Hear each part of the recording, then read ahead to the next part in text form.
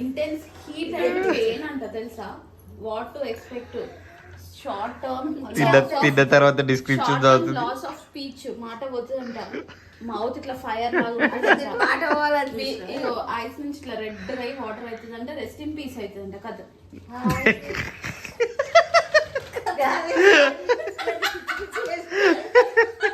Rest in peace కథం అయిపోయింది. దీనికి ఒక డైరీ మామూలు కాదు అసలు చెప్పలేను. మీలాంటి వాళ్ళు అయితే రెస్ట్ ఇన్ పీసే.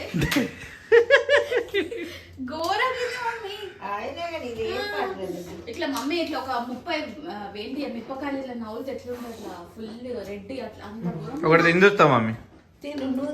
నేను ఆల్రెడీ తిన్నా. నేను ఆల్రెడీ తిన్నా. నేను